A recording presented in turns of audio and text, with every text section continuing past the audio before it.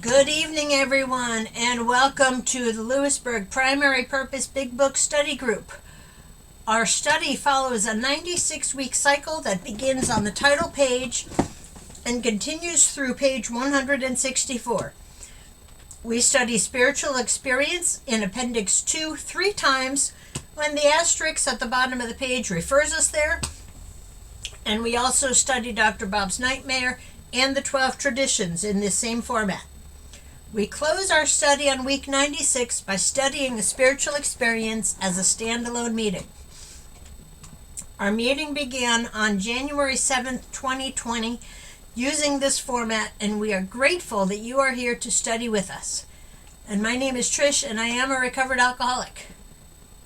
And my name is Larry, and I am a recovered alcoholic. Please be aware that the first 90 minutes of this meeting will be recorded in audio for our website, podcast, and our YouTube channel. If you missed the study portion, you can listen to it online. Study pages will also be listed in the chat. Be sure to check the information listed in chat throughout the meeting for our other group meeting times. Do we have any announcements for the greater good of AA or for this group? Hi family, my name's Jamie, very grateful recovered alcoholic. For those of you who are in Tennessee, we will be having our District 40 picnic this weekend at Lppbbsg Recreation Center right here in Lewisburg. It's going to be a good time, going to have a speaker, going to have an auction as a fundraiser to replenish our prudent reserve, which we borrowed from to help support third quarter assembly, which is coming up on the 4th of July next week, or next month, or the 10th of July. 4th of July here at my house is Lppbbsg for all of those of you who happen to be in the neighborhood or traveling across the United States. By all means, feel free to reach out and come join us. I'll put my number in the chat. And that's a good time, by the way. And on the 28th of this month, we will be having our post-conference report from our delegate, Heather L. from right here in Tennessee. So if you want to know what happened to the General Service Conference, I will put the information in the chat so that you can find out what was going on. So thank you very much. Thank you, Jamie. Tonight's recap will start on page 76, where it says, "Now we need more action," and will end on page 77, "Expressing our regret," and that will be read by Terry. Our study tonight will begin on page 77, "Under No Condition," and will end on page 79, "Long Since Been Adjusted," and that will be read by Tanya. Please take a moment to settle in and get comfortable. We take our big book study seriously, and we want everyone to feel present and connected as we begin. In a moment, we'll have a 3-minute meditation, followed by our family's fog light prayer. As we move into the study, please help us maintain a peaceful environment. Please be mindful of background noise when you are unmuted. If you wouldn't do it in a live meeting, please don't do it on Zoom. Also, please stay muted during other people's shares. We will call on hands in the order they are raised. From the foreword to the first edition of Alcoholics Anonymous. We of Alcoholics Anonymous are many thousands of men and women who have recovered from a seemingly hopeless state of mind and body. To show other alcoholics precisely how we have recovered is the main purpose of this book and of this group. For the meditation, focus on your breath and posture. Breathe in God and breathe out self. Take this time to reconnect with God and release the day.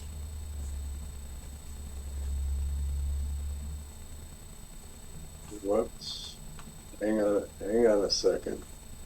Let me get back to that and do it again. Didn't work out quite the way it should have.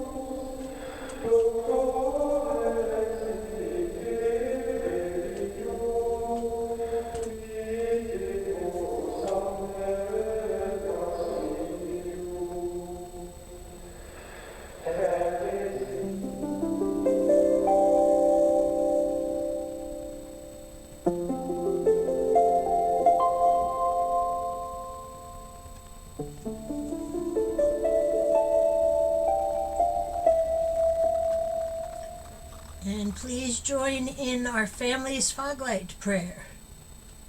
God, let your love shine through us like a foglight, so that those who are lost, sick, and dying can find your love through us. Amen. At this time, it's time for our secretary's report. Come on in, Kenny. Hi, my name is Kenny. I am your recovered alcoholic secretary. I asked Rick to read the recovered statement to explain why many of us in this group identify as recovered. Go ahead, Rick. Hello everyone, Rick Alcoholic, and thank you, Kenny, for asking me to do this. Recovered.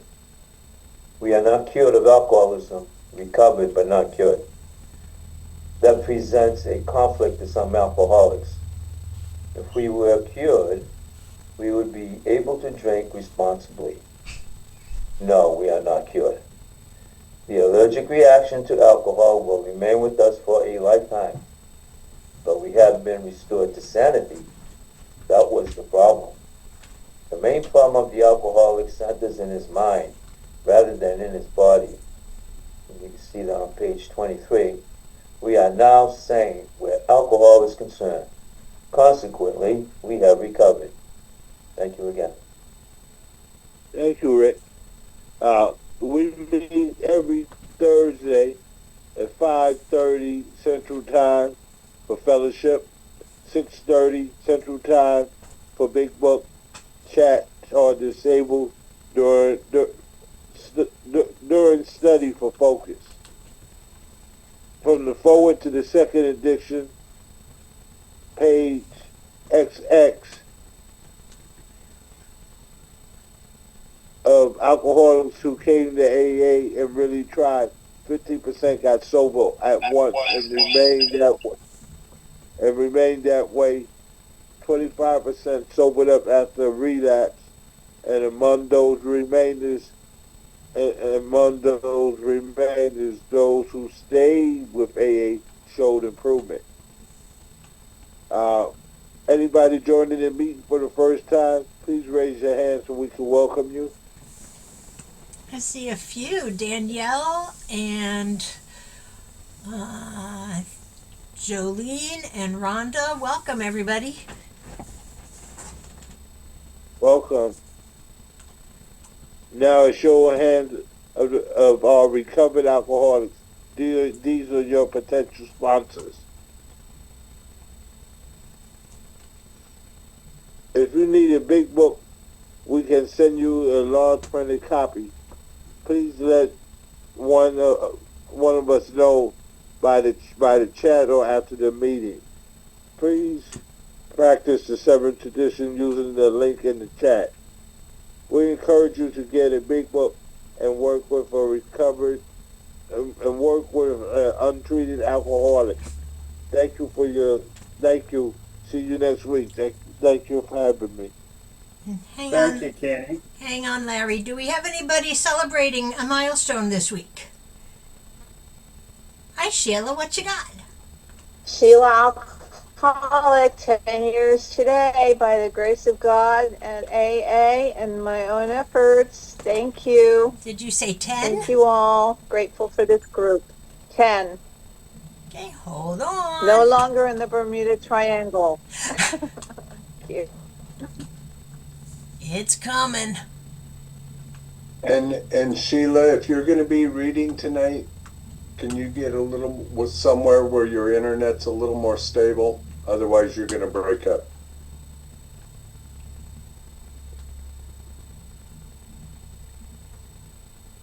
There you go, Sheila. Congratulations. Wow. Congratulations, Sheila. From there is a solution. The tremendous fact for every one of us is that we have discovered a common solution. We have a way out on which we can absolutely agree and upon which we can join in brotherly and harmonious action. This is the great news this book carries to those who suffer from alcoholism. This is an open meeting, and everyone is welcome. You're not required to identify yourself if you don't want to. Your anonymity will always be protected. We ask that you protect ours also. Our group is for those who want to recover from alcoholism and have the desire to stop drinking for good and all. Each member of Alcoholics Anonymous is a potential sponsor of a new member and should clearly recognize the obligation and duties of such a responsibility. Thank you. And before we begin our study of the Big Book, last week we reviewed Tradition 9. Tonight, let's take a quick look at Tradition 10. And please refer to page 562 of our book, Alcoholics Anonymous. And come on in, Linda. Hi, my name is Linda. I'm an alcoholic. Tradition 10. Alcoholics Anonymous has no opinion on outside issues, hence the AA name ought never be drawn into public controversy. The long form, no AA group or member should ever, in such a way as to implicate AA, express any opinion on outside controversial issues, particularly those of politics, alcohol reform, or sectarian religion. The Alcoholics Anonymous groups oppose no one. Concerning such matters, they can express no views whatever. I will be reading from Language of the Heart, Tradition 10, September 1948. To most of us, Alcoholics Anonymous has become as solid as the Rock of Gibraltar. We like to believe that it will soon be as well known and just as enduring as that historic landmark. We enjoy this pleasant conviction because nothing has yet occurred to disturb it. We reason that we must hang together or die. Hence, we take for granted our continued unity as a movement. But should we? Though God has bestowed upon us great favors And though we are bound by stronger ties of love and necessity than most societies, is it prudent to suppose that automatically these great gifts and attributes shall be ours forever? If we are worthy, we shall probably continue to enjoy them. So the real question is, how shall we always be worthy of our present blessings? Seen from this point of view, our AA traditions are those attitudes and practices by which we may deserve as a moment a long life and a useful one. To this end, none could be more vital than our 10th tradition, for it deals with the subject of controversy, serious controversy. On the other side of the world, millions have died, even recently, in religious dissension,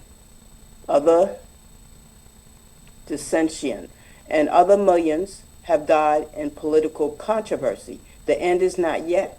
Nearly everybody in the world has turned reformer. Each group, society, and nation is saying to the other, you must do as we say or else. Political controversy and reform by compulsion has reached an all-time high. And internal, seemingly, are the flames of religious dissension. Being like other men and women, how can we expect to remain forever immune from these perils? Probably we shall not. At length we must meet them all. We cannot flee from them, nor ought we try.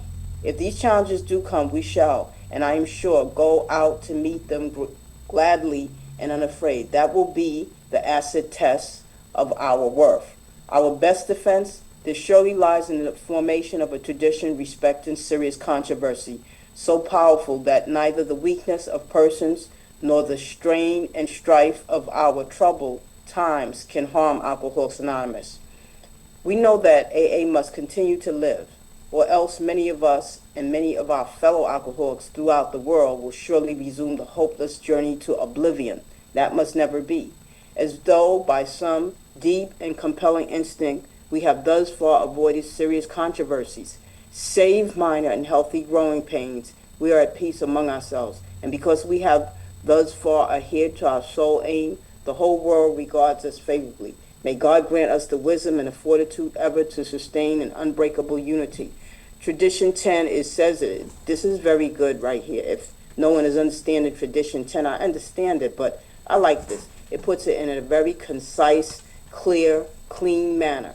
And it says it deals with controversy, serious controversy. Then it gives all the examples, and it says the world, millions have died because of the political, the religious controversy. You know, and controversy can pull you way far away from what your focus is. It can really distract you. Controversy about religion, about health, what political party you're in, you know, what president, what mayor, you know, anything, you know, dealing with people's sexuality, dealing with the issue of people being discriminated against because their disability. It is so much controversy in the world. Oh, forget it. It is just so much controversy. We will be diverted and distracted, keyword distracted, and pulled away from our primary purpose, which is to stay sober and help another alcoholic to achieve sobriety. You know, we can't put other things in the pot, you know, and then think we're going to stir it and mix it. Doesn't work like that. And it says it right here. It is the key point. I like what it says. Okay, so there was one part. It says it. We can't flee from them, nor ought we try. And if these challenges do come, we shall, and I'm sure, go out and meet them gladly and unafraid. And that will be the acid test of our worth.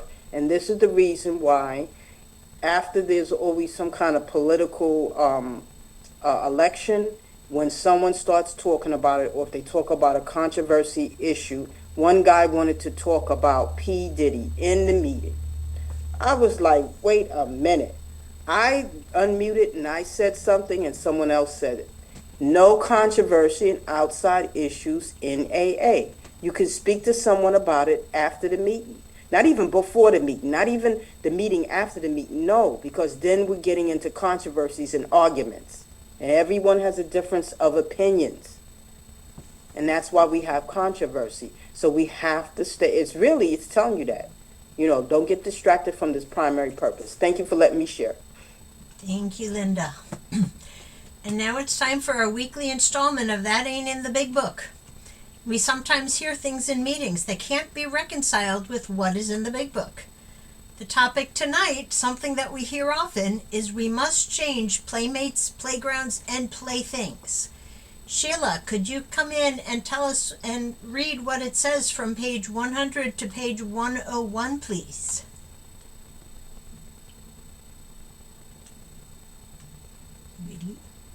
Assuming we are spiritually fit, we can do all sorts of things alcoholics are not supposed to do. People have said we must not go where liquor is served. We must not have it in our homes. We must shun friends who drink. We must avoid moving pictures which show drinking scenes. We must not go into bars. Our friends must hide their bottles if we go to their houses.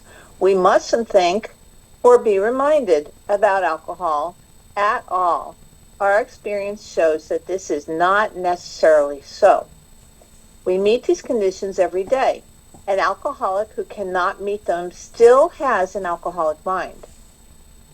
There is something the matter with his spiritual status. His only chance for his sobriety would be someplace like the Greenland ice cap.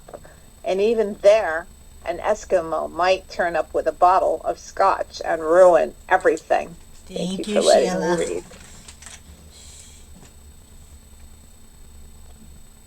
Thank you, Sheila, for that. And let's be sure to use your pens, your highlighters, and rulers as we study.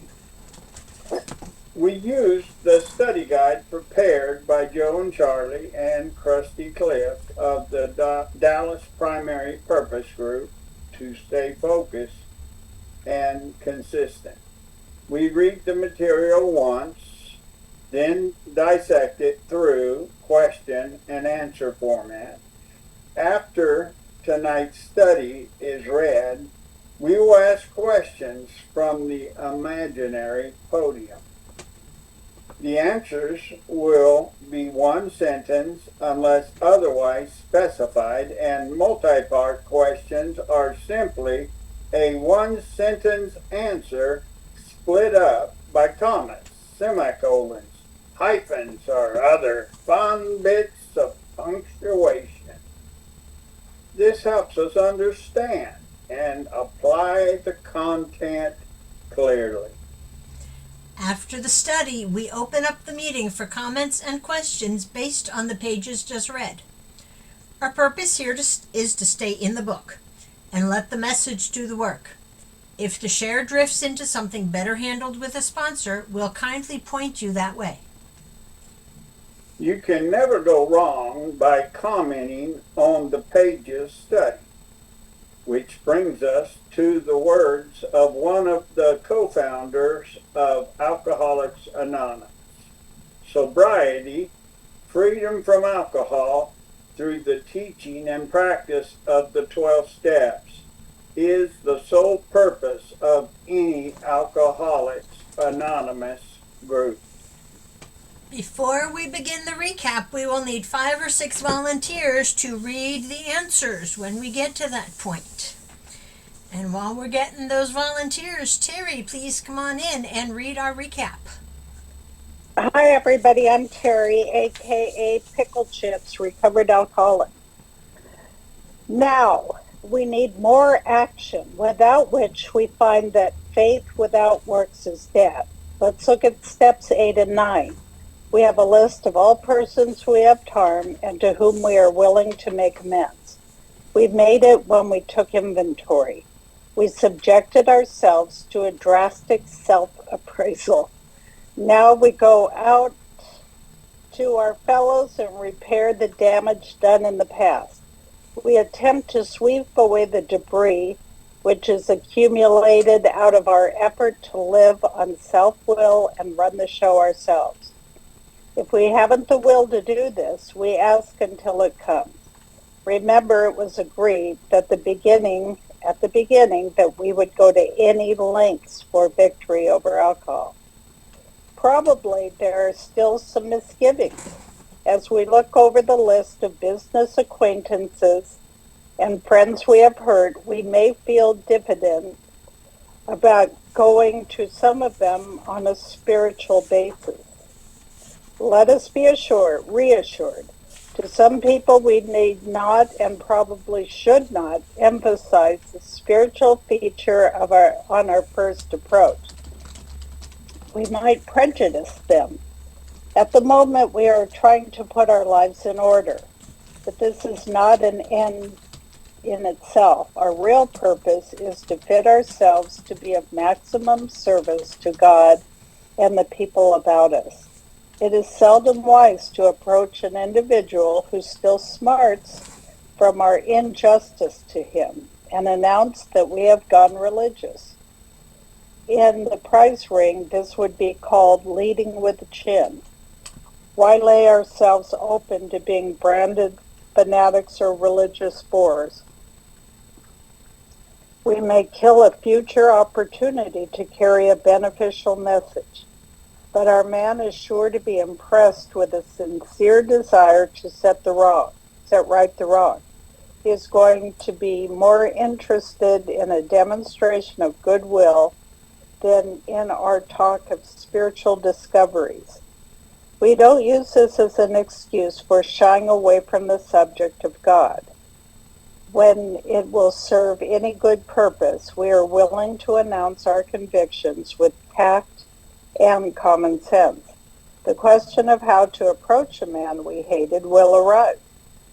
It may be he has done us more harm than we have done him, and though we may have acquired a better attitude toward him, we are still not too keen about admitting our faults. Nevertheless, with a person we dislike, we take the bit in our teeth. It is harder to go to an enemy than to a friend, but we will find it much more beneficial to us. We go to him in a helpful and forgiving spirit, confessing our former ill feeling and expressing our regret. Thank you, Terry. And Tanya, please come on in and read our study for the night. Thank you so much, Trish. Tanya, alcoholic, maybe possibly future crunchy pickle. Then I'm on page 77, the last paragraph, and it goes, under no condition do we criticize such a person or argue. Simply we tell him that we will never get over drinking until we have done our utmost to straighten out the past. We are there to sweep off our side of the street, realizing that nothing worthwhile can be accomplished until we do so, never trying to tell him what he should do. His faults are not discussed. We stick to our own. If our manner is calm, frank, and open, we will be gratified with the result. In 9 cases out of 10, the unexpected happens. Sometimes the man we are calling upon admits his own fault, so feuds of years standing melt away in an hour. Rarely do we fail to make satisfactory progress. Our former enemies sometimes praise what we are doing and wish us well. Occasionally they will offer assistance. It should not matter, however, if someone does throw us out of his office. We have made our demonstration, done our part. It's water over the dam. Most alcoholics owe money. We do not dodge our creditors. We do not dodge our creditors. Telling them what we are trying to do, we make no bones about our drinking. They usually know it anyway, whether we think so or not. Nor are we afraid of disclosing our alcoholism on the theory it may cause financial harm. Approached in this way, the most ruthless creditor will sometimes surprise us. Arranging the best deal we can, we let these people know we are sorry. Our drinking has made us slow to pay. We must lose our fear of creditors no matter how far we have to go, or we are liable to drink if we are afraid to face them. Perhaps we have committed a criminal offense which might land us in jail if it were known to the authorities. We may be short in our accounts and unable to make good. We have already admitted this in confidence to another person, but we are sure we would be in prison or lose our job if it were known. Maybe it's only a petty offense, such as petting the expense account. Most of us have done that sort of thing. Maybe we are divorced and have remarried, but haven't kept up alimony to number one. She's indigent about it and has a warrant out for our arrest. That's a common form of trouble too.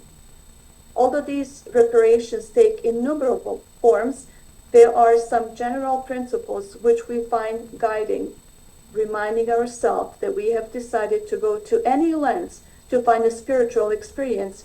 We ask that we be given strength and direction to do the right thing, no matter what the personal consequences may be. We may lose our position or reputation or face jail, but we are willing. We have to be. We must not shrink at anything. Usually, however, other people are involved. Therefore, we're not to be the hasty or foolish martyr who would needlessly sacrifice others to save himself from the alcoholic pit. A man we know had remarried. Because of resentment and drinking, he had not paid alimony to his first wife. She was furious. She went to court and got an order for his arrest. He had commenced our way of life, had secured a position, and was getting his head above water. It would have been impressive heroics if he had walked up to the judge and said, "Here I am." We thought he ought to be willing to do that, if necessary, but if he were in jail, he could provide nothing for either family. We suggested he write his first wife admitting his faults and asking forgiveness. He did, and also sent a small amount of money.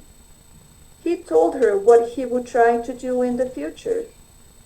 He said he was perfectly willing to go to jail if she insisted.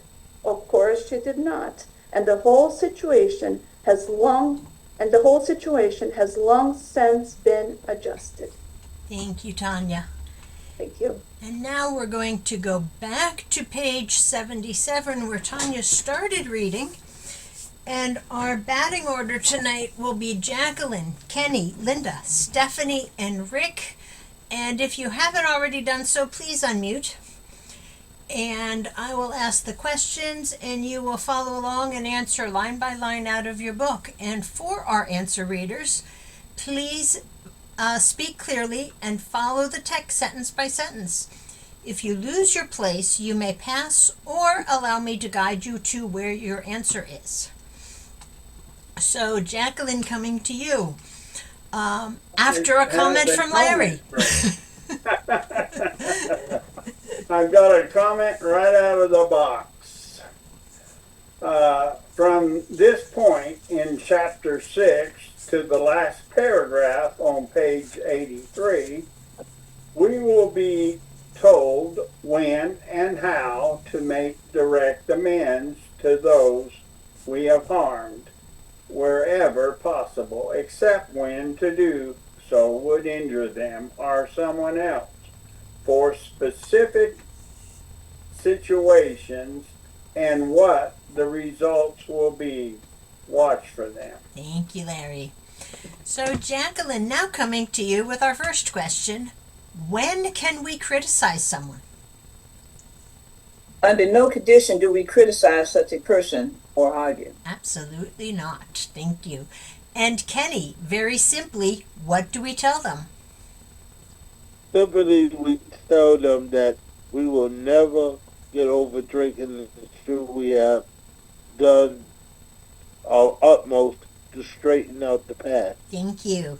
And Linda, a two-part question. A, why are we trying to make restitution? And B, do we then tell them what they should do? We are there to sweep off our side of the street, realizing that nothing worthwhile can be accomplished until we do so, never trying to tell him what he should do. Thank you. And Stephanie, whose faults are to be discussed? 2 sentences, please. His faults are not discussed. We stick to our own. Thank you. And Rick, if we do this in an unemotional and honest manner, what will happen? If our manner is calm, frank, and open, we will be gratified with the result. Thank you. And Jacqueline, back to you. What happens most of the time? In 9 cases out of 10, that unexpected happens. Sure The does. unexpected happens. And Kenny, what happens sometimes? Sometimes the man we are calling upon admits his own fault. So feuds of years stand in the middle of the way and hours. So true. And Linda, what rarely fails to happen? Rarely do we fail to make satisfactory progress. Thank you. Stephanie, sometimes what do our enemies do? Our former enemies sometimes praise what we are doing and wish us well. That's true. And Rick, occasionally they will do what? Occasionally, they will offer assistance. Absolutely. And Jacqueline, but does it really make any difference what their reactions are? It should not matter, however, if someone does throw us out of his office. True. Kenny, what counts? 2 sentences, please. We have made our demonstration, done our part. It's water over the dam. And got a comment. Again, the message is the demonstration of what we do, not what we say. Absolutely. And Linda, most of us owe what? Most alcoholics owe money. That's true. And Stephanie, do we shy away from those we owe? We do not dodge our creditors. And Rick, a 2-part question. Are we honest with them? And B, what do they usually know? Telling them what we are trying to do, we make no bones about our drinking. They usually know it anyway, whether we think so or not. That's true. And Jacqueline, are we afraid to talk about our alcoholism? Nor are we afraid of disclosing our alcoholism on the theory it may cause financial harm. Thank you. Kenny, if we are open and honest with them, what often happens? I kind of lost where I was at. Approached in this way. Approaching this way, the most ruthless creditor will sometimes surprise us. Thank you. And Linda, how do we go about settling our financial amends? Arranging the best deal we can, we let these people know we are sorry. Yes. And Stephanie, what caused the need for these amends? Our drinking has made us slow to pay. It can, thank you. And Rick, another 2-part question. A, what must we lose? And B, why is this so important? We must lose our fear of creditors, no matter how far we have to go. For we are liable to drink if we are afraid to face them. Thank you. Jacqueline, back to you. Have some of us committed criminal offenses? Perhaps we have committed a criminal offense which might land us in jail if we were known to the authorities. Thank you. And Kenny, have some of us borrowed money from our employers? We may be short in our account and unable to make good. Thank you. And Linda, a 2-part question. A, have we told our sponsors about these things? And B, yet we are fearful of what? We have already admitted this in confidence to another person, but we are sure we will be in prison or lose our job if it were known. Thank you. Stephanie, have some of us cheated on our expense accounts? Maybe it's only a petty offense, such as padding the expense account.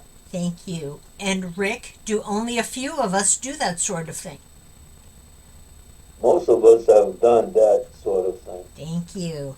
And Jacqueline, have some of us skipped payments on alimony or child support?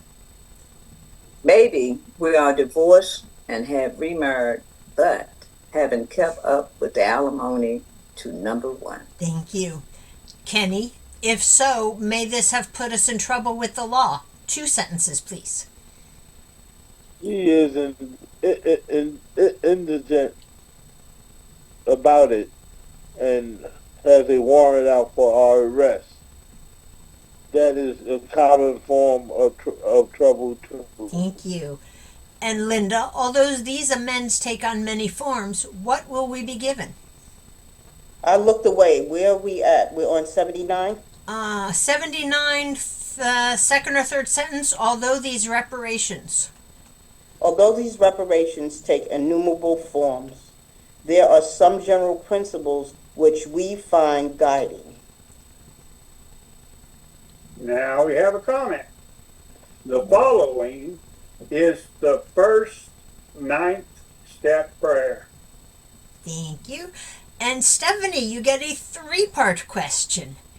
A, what must we remember? B, what do we pray for? And C, may our efforts to make restitution produce some inconveniences?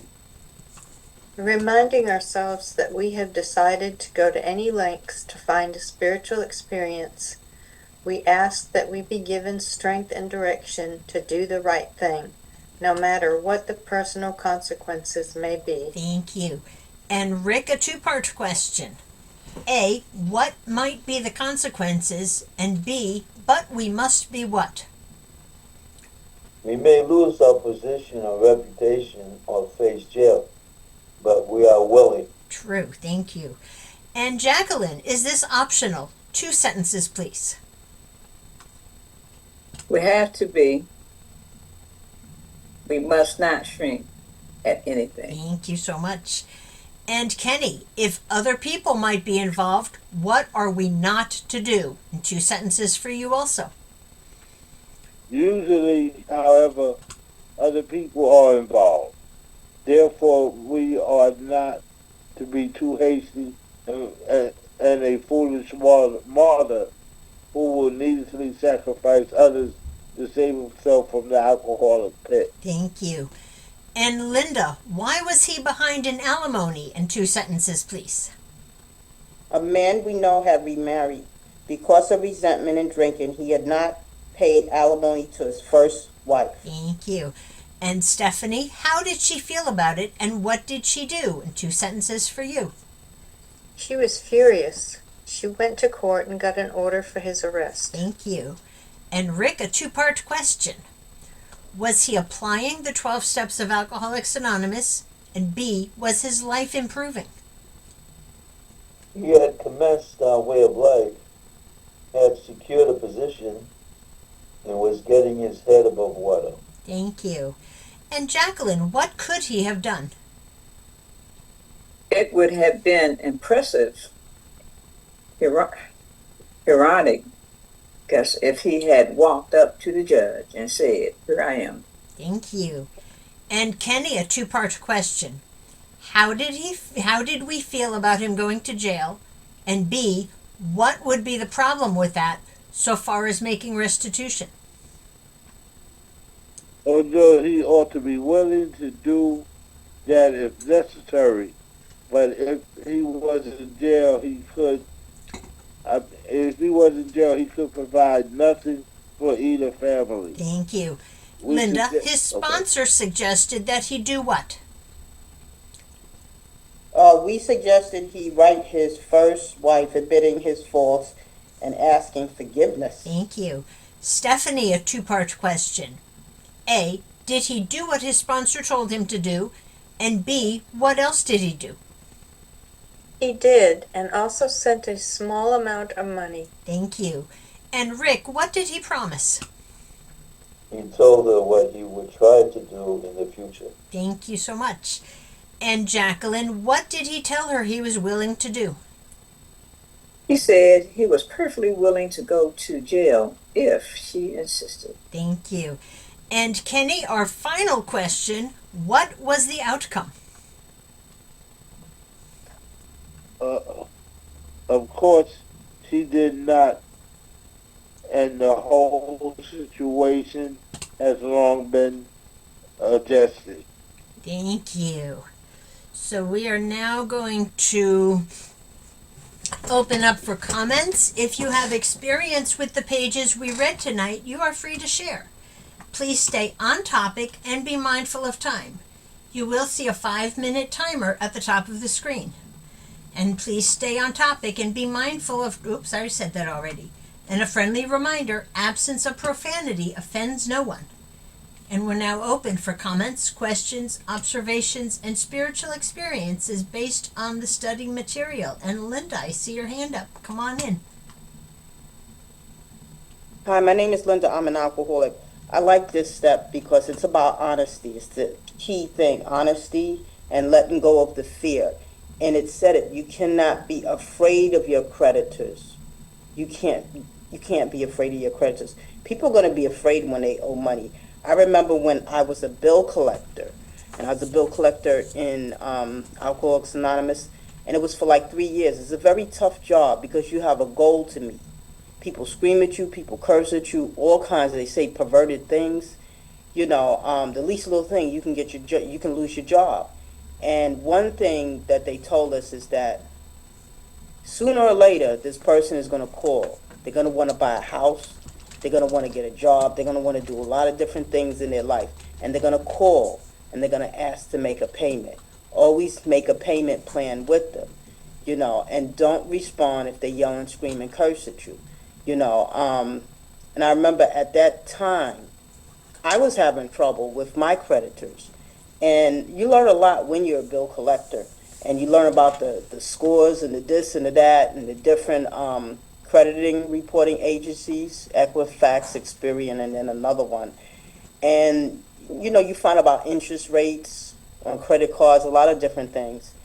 And you see how people can be greedy. They want what they want when they want it, you know. And I used a lot of my program when I was doing that job. But for me, my own personal finances was a wreck. It was a wreck. And here I had the nerve to be a bill collector. Isn't that something? Like they say, isn't that the pot calling the kettle black? You know, and one guy said, hey, why don't you just file bankruptcy? And I said, I can't do that. He said, well, try it. I said, I don't have a lawyer. He said, no. He said, I got lawyers. You can do it for like $200 or less. And the guy said that he did pro se, which means he represented himself. He said, I just got a bunch of books and I've read. It was this little short white guy. He, you know, he told me how to do it. And when I looked at it, you have to sit before 2 administrative law judge, and they go through your credit, your finances, everything. And they asked me about this, and they said, you know, most of your debt is medical. And I said, yeah, I have a child that's had multiple operations on her heart. And they said the hospital coverage wasn't paying for it. I said, well, they paid for some, and her father and me had to pay out of our pocket, but that's, you know, that's what it is. So what they did is I filed bankruptcy, and that was the end of that, you know. And I never got a credit card. Like some people are just crazy with credit cards. I never got a credit card. You know, I never got into all that credit, you know. And that more or less taught me a lesson. It did. It taught me a lesson. And I found out a lot of other things, that a person can't discriminate against you if you have bad credit. It's a lot of things I found out being, you know, a bill collector. But that was something really scary when I had to file bankruptcy. It was really scary, you know, because I was in recovery and I had more than 10 years of sobriety. And I felt kind of ashamed and embarrassed.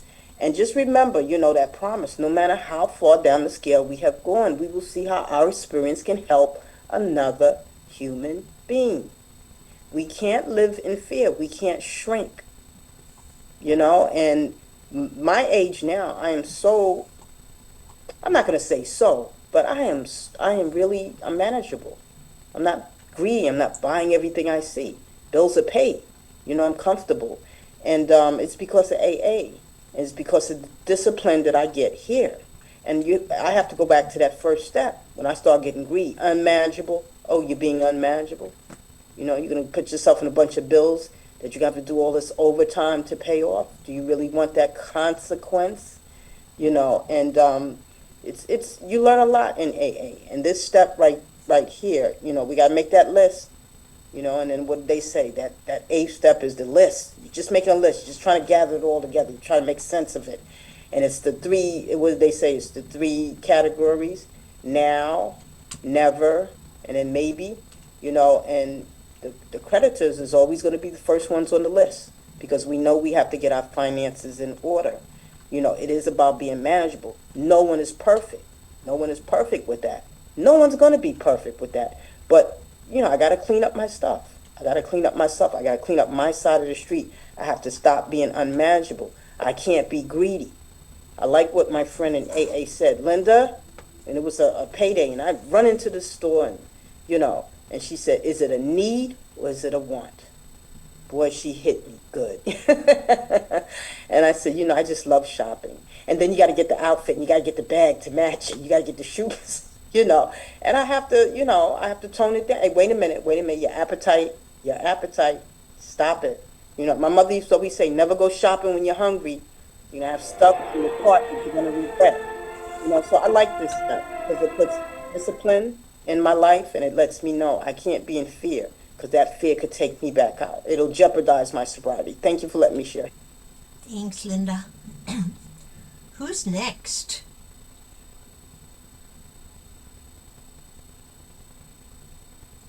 Hi, Rick.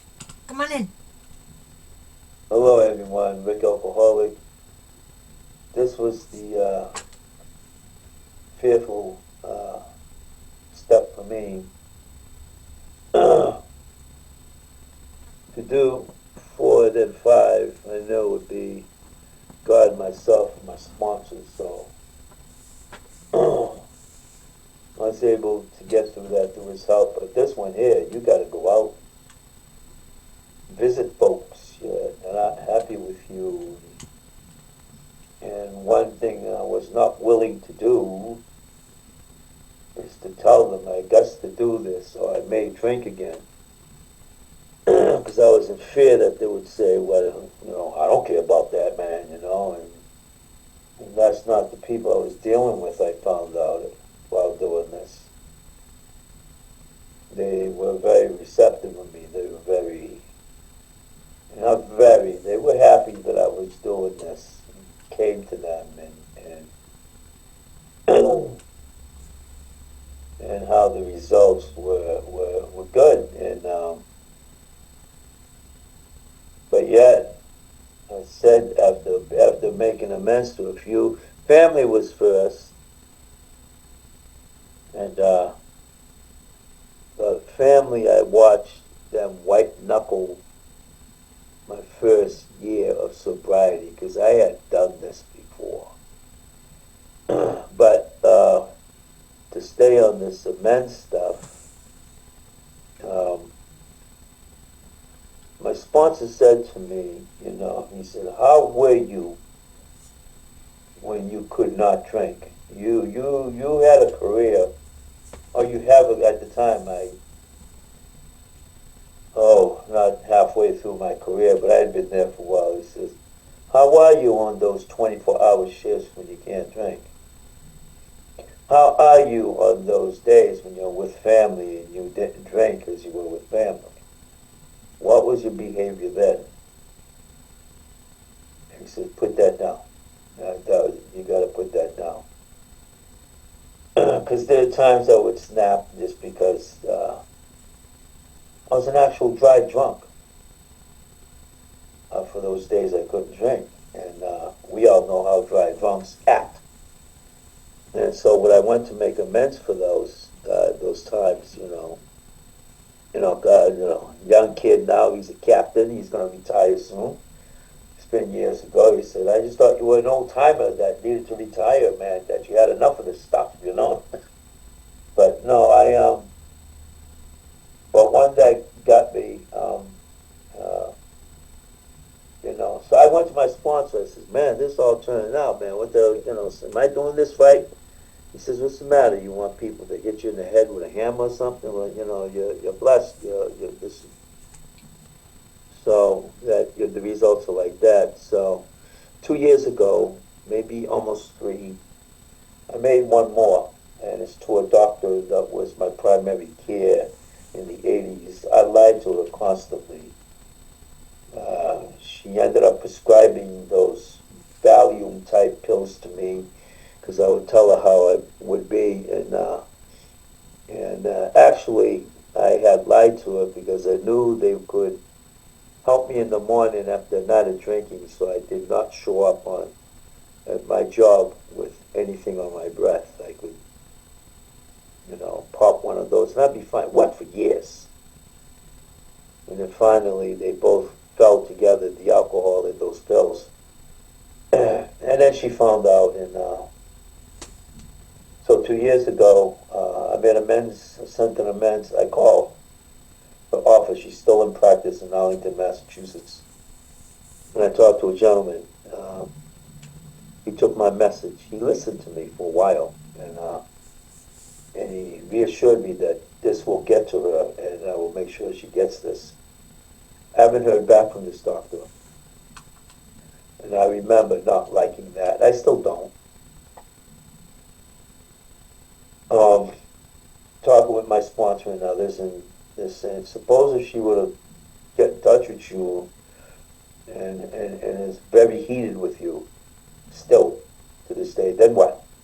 You're going to continue to do this? You did your part.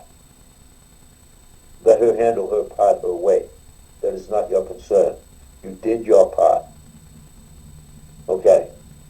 I did my part. Am I still looking for that forgiveness But it is diminishing how I feel about not hearing from her. Did he give it to her? Did you know? I says, I'm positive. I felt that he did. And give her the message from me. He says, then you're done. You're done, man. So, thank you. Thanks, Rick. Jamie, come on in. Good evening, family. My name is Jamie. Very grateful, recovered alcoholic. Good to be with all of you. Thanks for everybody who's joining us for the first time, and I hope you will come back and join us again. So, let's talk about step 9, and let's be very specific about it. Very specific. Because we are given directions on how to make amends. But I'm going to go to page 59 and read step 9 as it is written. May direct amends to such people wherever possible, except when to do so would injure them or others. It's the most misread step in Alcoholics Anonymous because people will take and switch out the word wherever for whenever. Whenever is a day that does not exist in the time. It's not possible. Wherever could be at the local gas station, walking through Walmart. It could be absolutely anywhere, taking a walk in the park. And it's not up to me to decide. I wanted to go out and save the world when I got to Alcoholics Anonymous, and the truth is, God has presented the opportunity for me to make amends to people in God's time. And I've done that under the direction of sponsorship. So why do I focus on the exact wording of it? Except when to do so would injure them or others. And if there is someone from my past, I can't make amends for them just so I feel better about Jamie. Give you an example. If it's a girlfriend who I did wrong and broke her heart, she might be remarried. She might have children. And if I find her on Facebook and I just go out to try and make this amends, I might be doing her personal harm by bringing up the past. I might be injuring the relationship with her husband. I might be injuring the relationship with her children.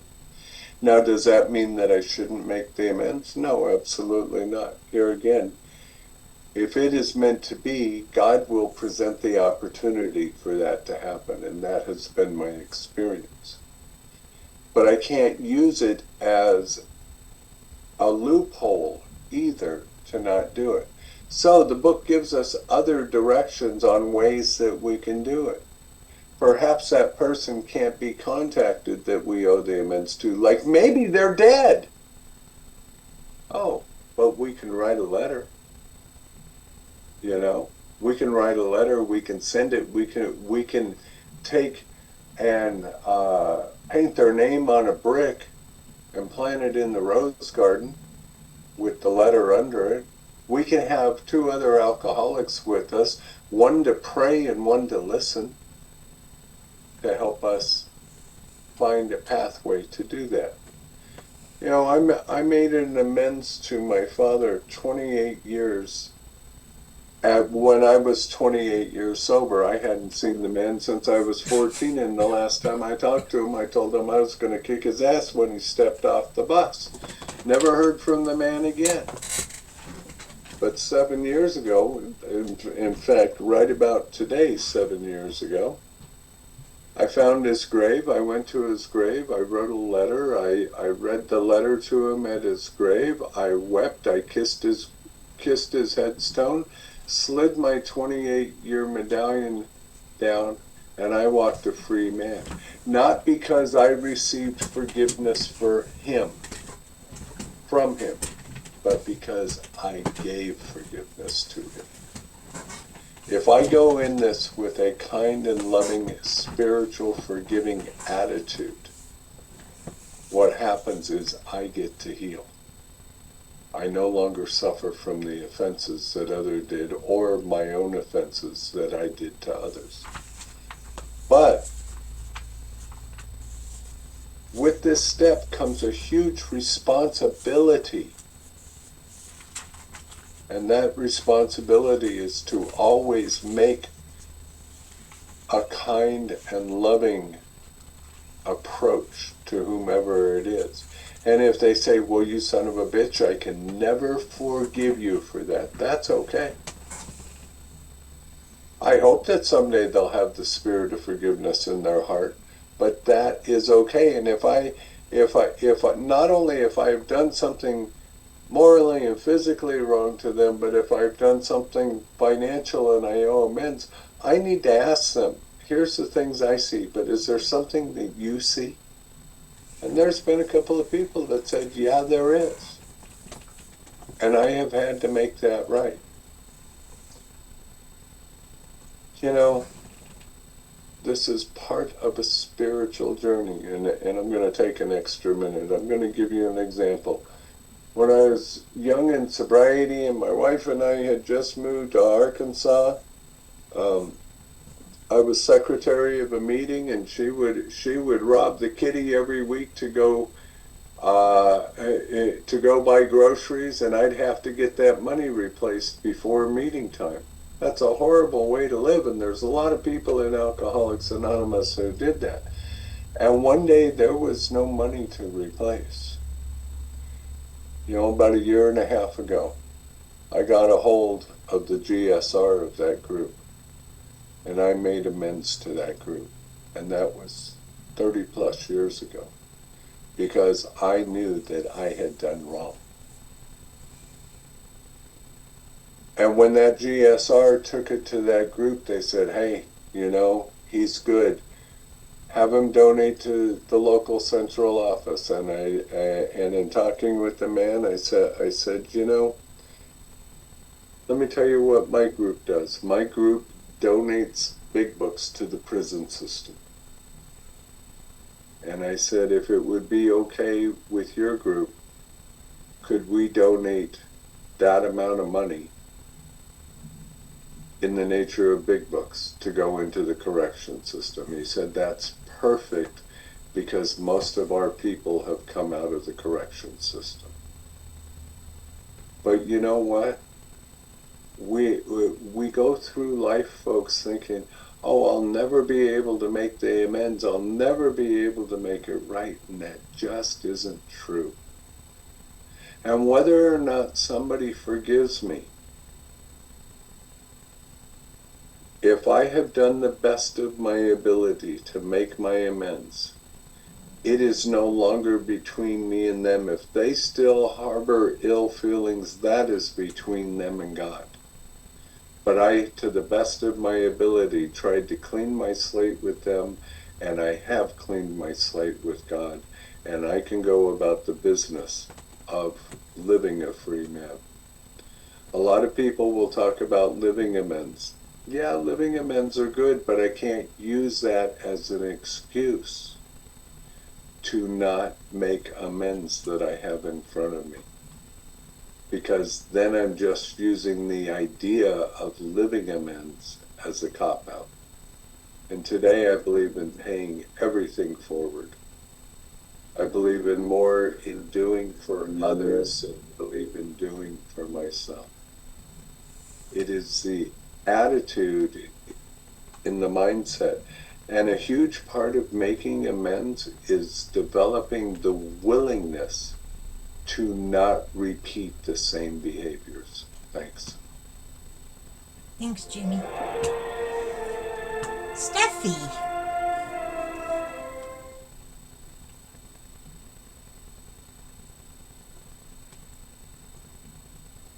Hi, Stephanie, recovered alcoholic.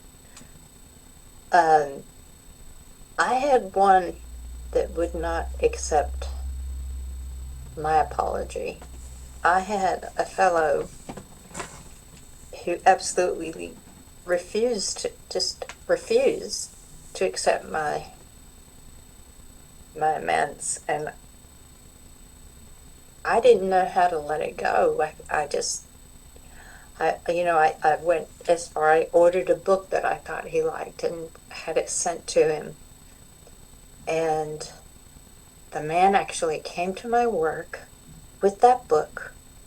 I worked for the public, put the book on the counter and said, "No, thank you," and walked out. And it was like, no matter what I said, he was not going to accept it. And it took me a long time before I could let that go, because I didn't know that it was okay to let it go, but it just was gnawing at me. And then it was gnawing at me, and I was thinking, why is this bothering me so bad that he won't accept it?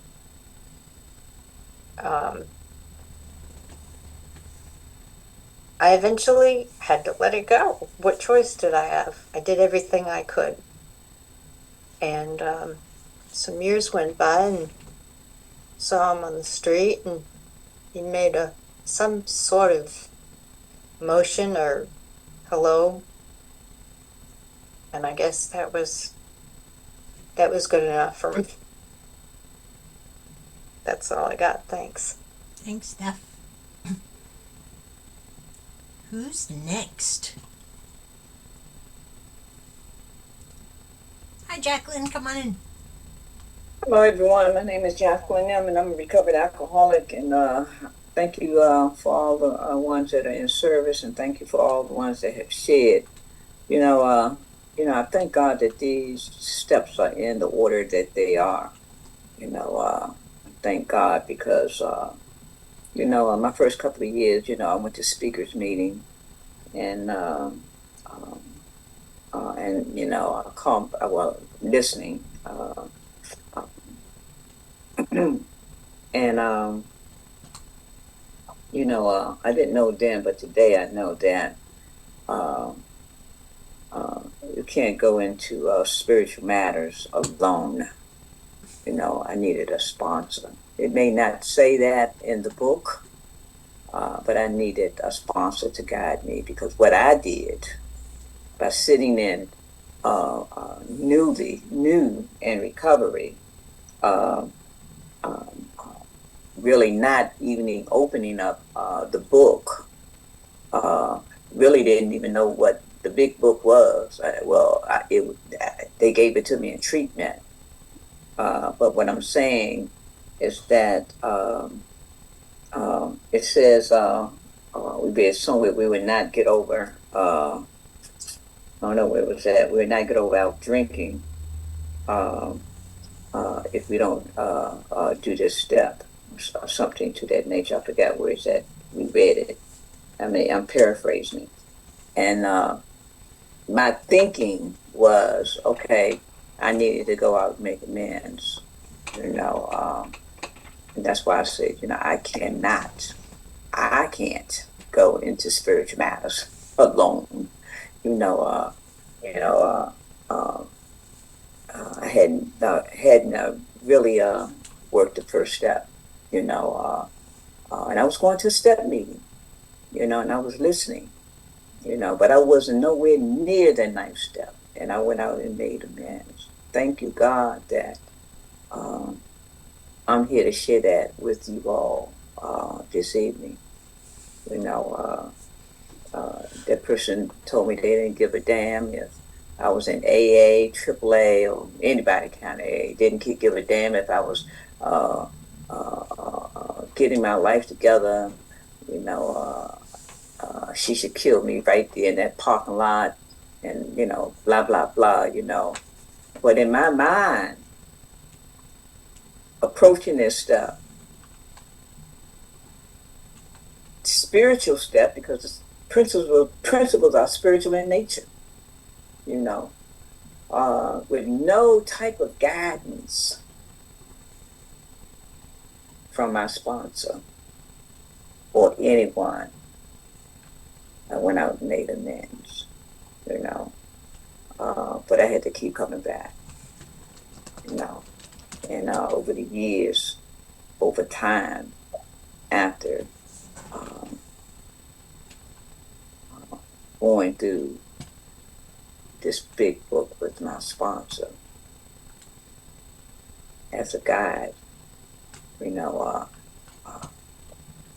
when I approached this stuff, and even and with the money bit, even before I approached this stuff, IRS knocked on my door. Yes, they did.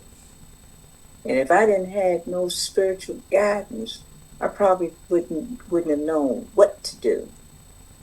And what my sponsor told me is to write an amendment letter, which I did. And I told IRS what I was willing to pay every 2 weeks. And I sent a check in with that letter that I got some guidance in writing that letter, you know, because, you know, maybe, you know, other people, you know, probably was a little smarter than I was. You know, when I got here, I was only 26 years old. You know, I didn't know nothing about all this stuff. You know, all I know, I wasn't paying bills. You know, my dining room table was the mail room. I would get it and just throw it on the dining room table and keep doctor bills and everything, you know. And they received my letter, took my check. I gotta tell this, took my check, and then they wrote me a letter back and said, thank you for the $25, but you're gonna pay this amount. You know, and I was willing to pay that amount, you know, and it took me 15 years to pay IRS off, because when the Fed hit me, the state came. I don't lie on my taxes no more. I learned a good lesson, you know, and then when it came to, you know, other people, you know, and I like what this says. It says, if our manner is calm, frank, and open, we will be gratified with the results. So before my manner can be calm and frank and open, I gotta work those previous steps, you know. Yeah, so this is not an overnight thing. It takes time. And here again, you know, I had to have a guidance of a sponsor to lead me in all of these steps, because God knows I didn't know. And God knew I didn't know. God knew the same way I came in here and I asked for help. And the hands of AA was here, but I definitely needed another human being to guide me through the spiritual steps. So please don't go into spiritual matters alone. Thank you. Thank you, Jacqueline. Larry, come on in, Scuba Pickle. Yeah, this was a difficult step.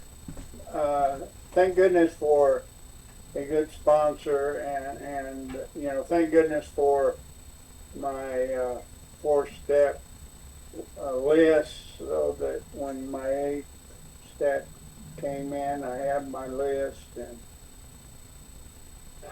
I could look at it, make a proper inventory of who I needed to make amends to, and there were a lot, more than I wanted to, and the first thing, I had a lot of loopholes that I had in placed in my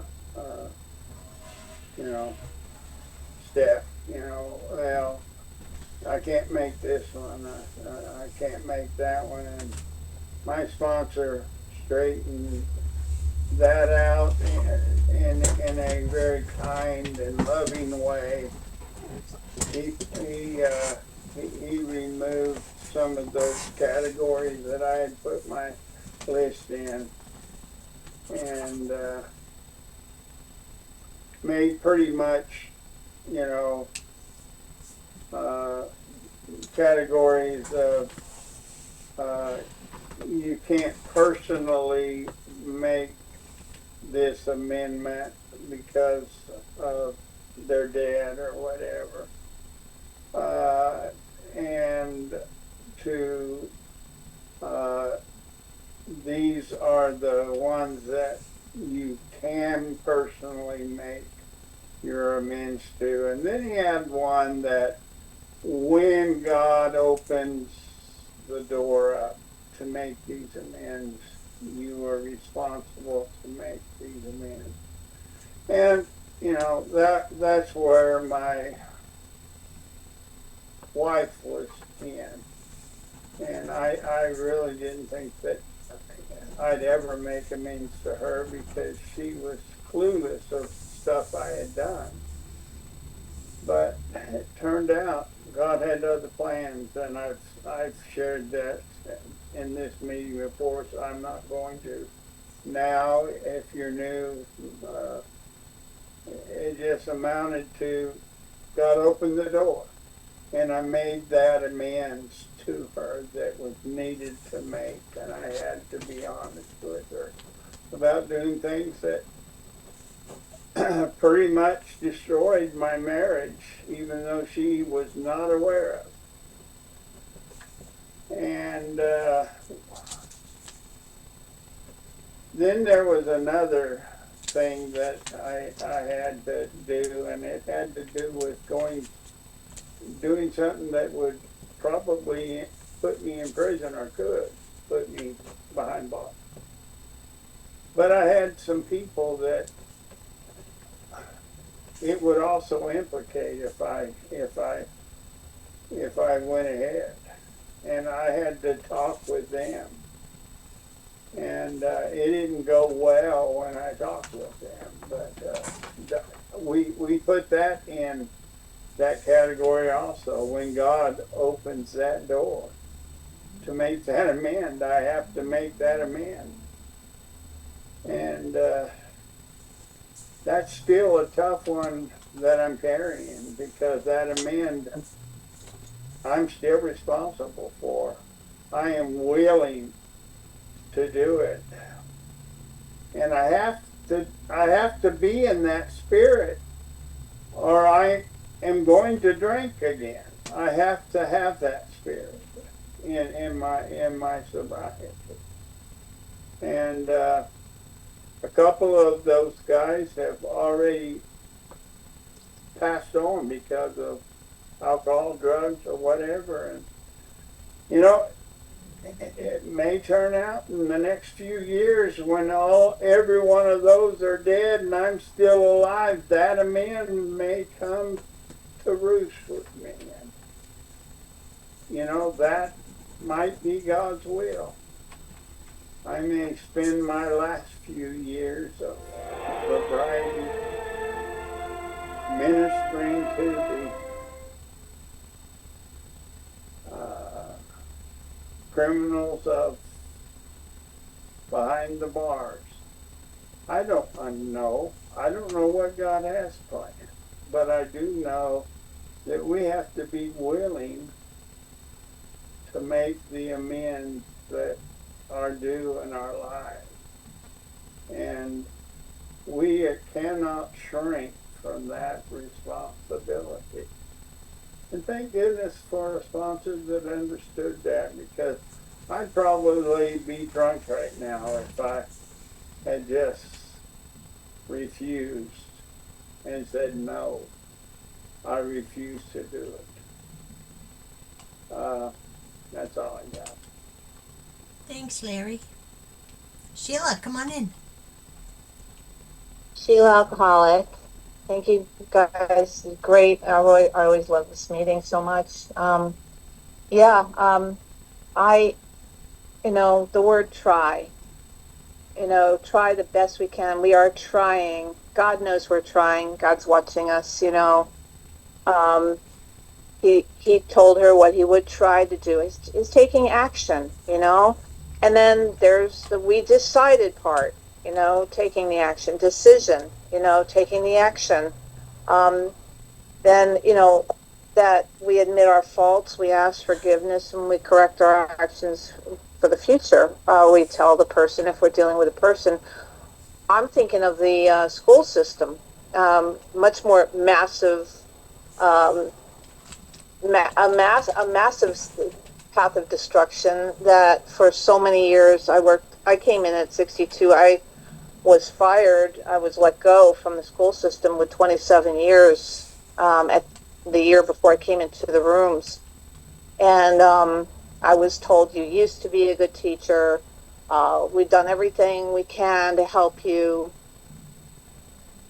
So here's your choice. Walk now with 27 years partial pension. I got a partial pension. Thank you, God, for that time. And or come in one more day with a head injury, a broken leg, a black eye, or miss a parent conference, or be late, and you're gone. You can walk with nothing. So that was 2015. I came in 2016.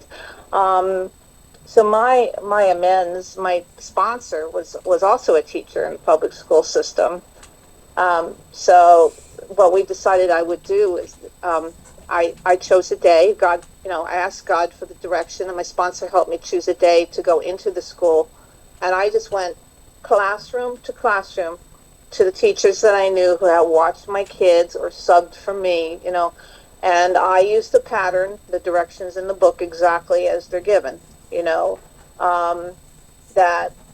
I admitted my fault. I asked their forgiveness, and I gave them what actions, asked them what can I do, and this is what I'm willing to do. And what I ended up doing was lived an amends by going into schools in the beginning of the year, helping teachers put their classroom bulletin boards up, a lot of volunteer work, and to make my amends for all the kids that suffered and the parents, the ripple effect. I was able to go in and do volunteer pro bono tutoring, and I tutored in the rooms. People would bring their children to the rooms. I started a tutoring clinic in, one of the back meeting rooms, a homeroom. And so I made my amends as best I could. I tried to make my amends, and I still do those things.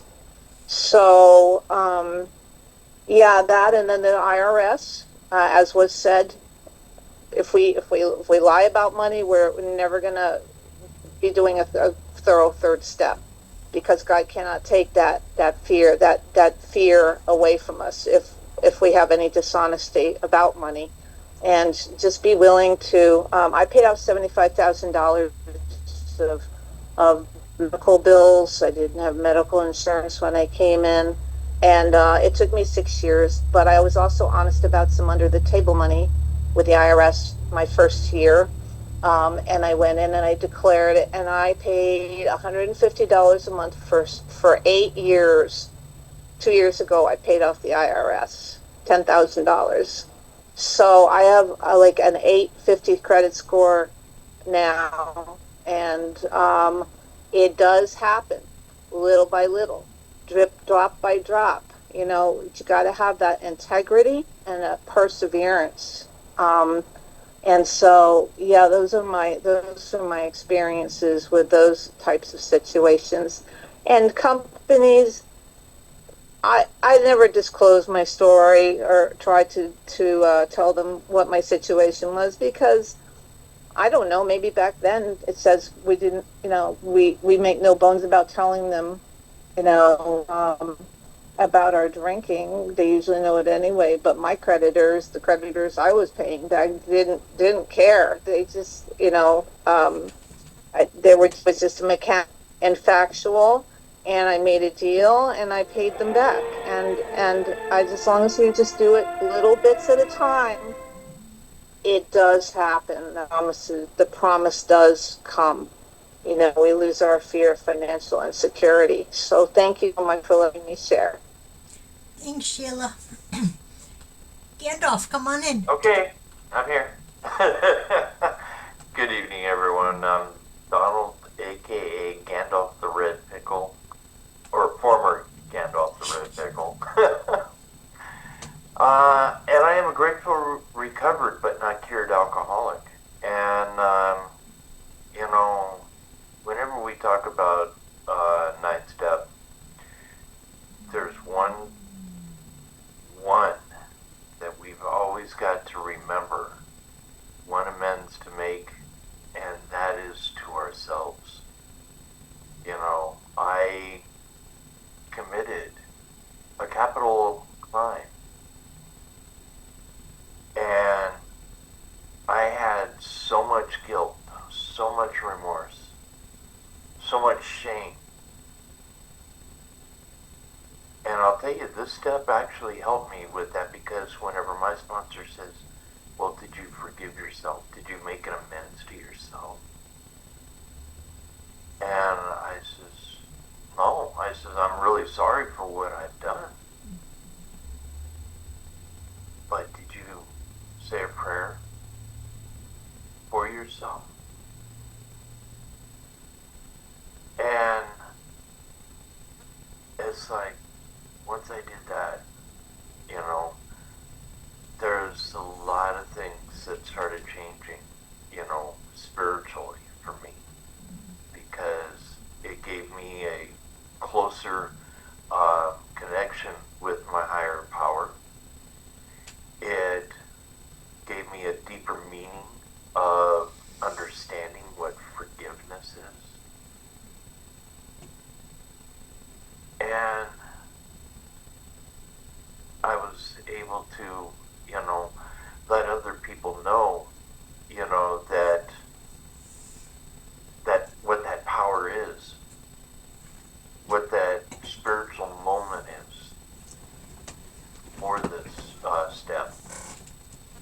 And I'll tell you, I was in tears because of it. I'm getting teary-eyed right now because of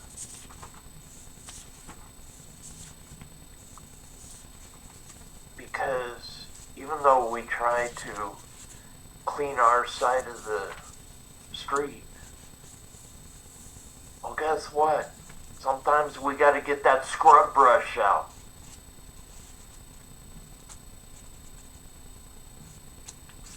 And wash it away. Because we can't move on until we do that. And you know, my life has changed because of it. And a couple months ago, I was able to make an amends. 32 years in the waiting.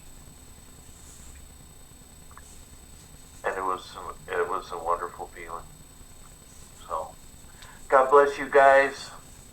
Come on in, Trish. Please save me. Love you guys. Thanks, everybody. I'm Trish and I'm an alcoholic. And you know, when we first read How It Works, Chapter 5 on page 58, it tells me if you've decided if you have decided you want what we have and are willing to go to any length to get it, then you are ready to take certain steps. And on page 76, last week in our study, or the week before, it says, remember, it was agreed at the beginning we would go to any lengths for victory over alcohol. And tonight in our reading on page 79, reminding ourselves we have decided to go to any lengths to find a spiritual experience. We ask that we be given the strength and direction to do the right thing. And if we're not sure about that willingness, we're told one more time on page 58, so we're not there yet. In A Vision for You, where it's given us a little bit more of Bill Dotson's AA number 3 story, and he says,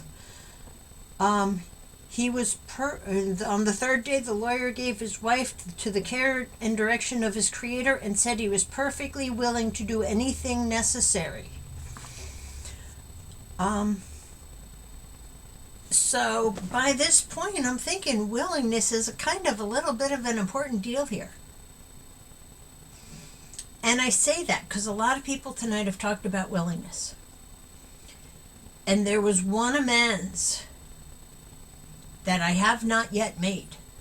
God has, well, I can't say God hasn't. God made available the possibility to make the amends. After several times I said, I'm willing to make this amends. And I'm walking down the street and I see her down the street, or I see what I think is her down the street, and I walk to the other side. So I was not willing by my actions, even though my words said I was. I have not had opportunity to make amends to her since. I don't know if it was a one or done. I don't know if I'm going to have that opportunity again, but it did give me great pause. And I spent a lot of time in prayer on that and became willing. There were amends that I made. I was, due to some decisions and some choices that I made in sobriety, and several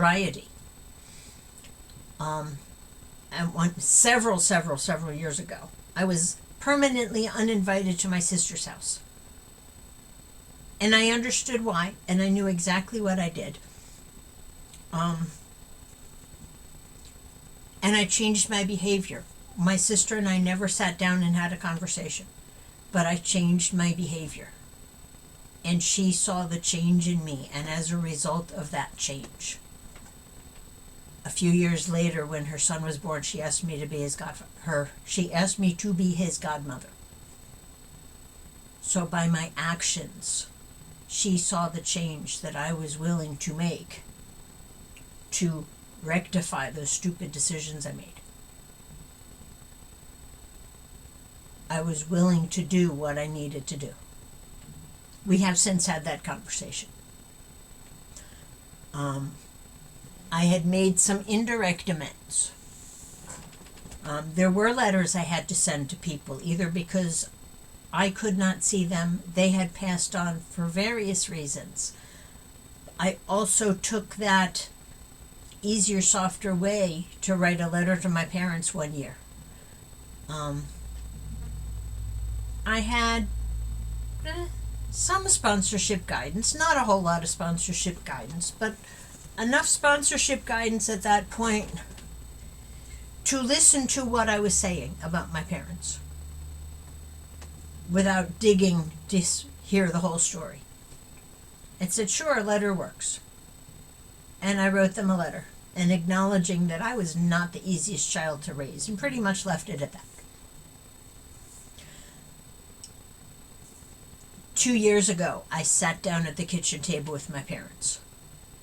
and had that full-on conversation. I'm an alcoholic. I'm in AA. I did some really dumb stuff. I was not an easy child to raise. But I became willing to make that full amends. And I never wanted to make it because of the shame I felt.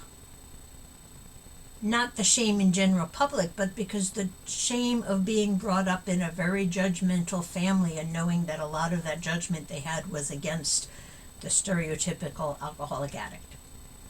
So even though they weren't talking about me, they were talking about me. And I didn't want to admit that they were talking about me every time they said those things.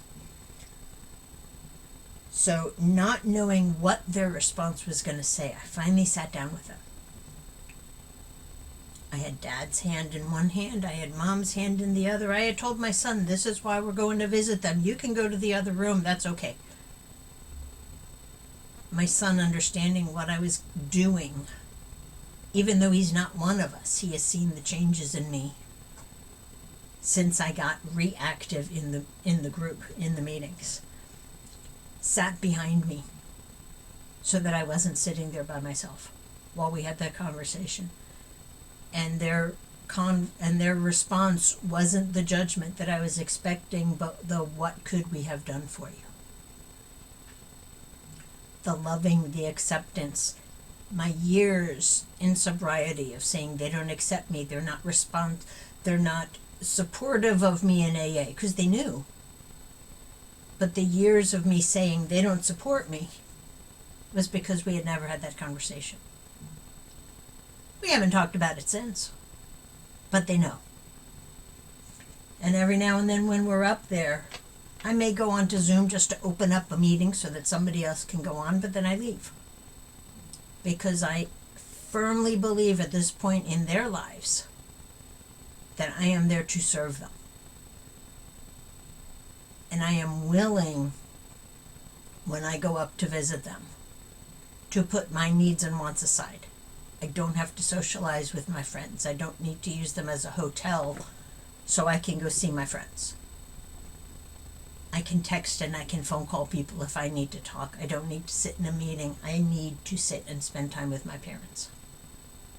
Mom's got dementia. She started showing signs about a year after that conversation. If I had waited much longer, we wouldn't have been able to have that conversation. It was God's perfect timing. And I know in my heart of hearts that if I had waited and not had that conversation, I wouldn't be able to have it today because she wouldn't understand it. God's timing gave me the willingness to have that conversation, which was way overdue. But it occurred in my mind. But it occurred at a time when we were all willing to sit there and listen to each other. No judgment, no sarcasm, no, well, why didn't you tell us then? And our relationship has never, ever, ever been better.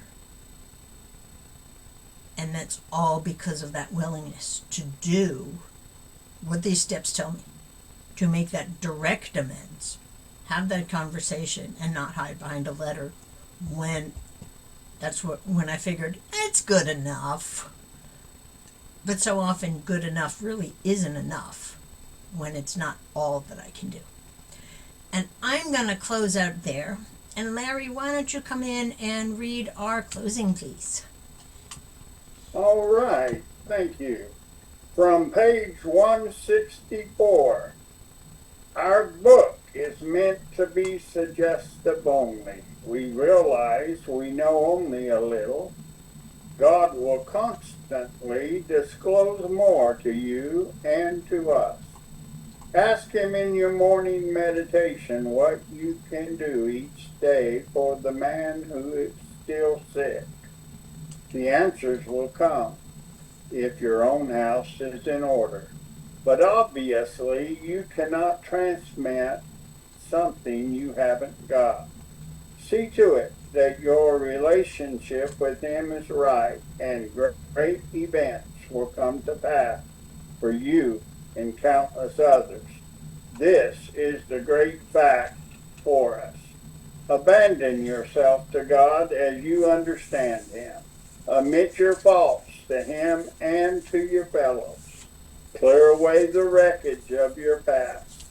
Give freely of what you find and join us. We shall be with you in the fellowship of the Spirit, and you will surely meet some of us as you tread the road of happy destiny. May God bless you and keep you. Until then, we will close in a moment of silence and the Lord's Prayer. Thank you, Larry. Ready? You want to take us out?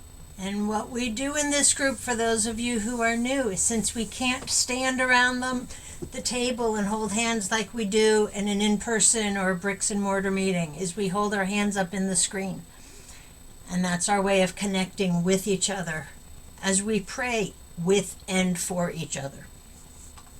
And we'll take that moment of silence for those still suffering inside and outside of these rooms, especially those who may die tonight, either because they haven't found their way to us or because they came and they weren't ready and they left. And we'll take that moment of silence and we'll follow that with the Lord's Prayer. So here's your moment. Thank you. And who brings us from shame to grace if we let him? Our Father, Our who Father, art in who heaven, art in heaven, hallowed be thy hallowed name. be thy name. Thy kingdom Thy come, kingdom come, thy will thy be done will be done on on earth earth as as it is in in heaven. heaven. Give Give us us this this day day our our daily daily bread, bread, and forgive us and our forgive us trespasses, our trespasses, as we forgive as we those who forgive trespass those who against us. trespass against us. And lead us not Lead into us not temptation, into temptation, but deliver but us from deliver evil. us from evil. For thine is the Thine kingdom, is the kingdom, the the power, power, and the And the glory, glory. forever and Never, ever. never. Amen. Amen. He's Thank- coming Good night, back. everyone. Thanks, Thank you. everybody. Thank Good you. night. Thank you, everybody. Good night. Oh. Thank Good night, you. everybody. Good night. Good Good night. to We see had some Thank really you. good everybody. shares. Some really good shares. Very good. Oh, good meeting. Appreciate you all staying with us.